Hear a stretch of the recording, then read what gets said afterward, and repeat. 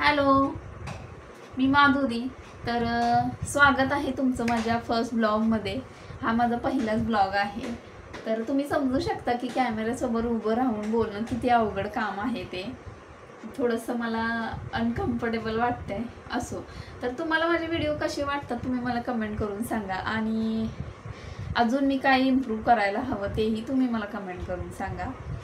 तर फर्स्ट तर मी तुम्हाला माझं इंट्रोडक्शन देते. मी माधुरी आणि माझ्या चॅनेलचं नाव माधुरी देशमुख असंच आहे.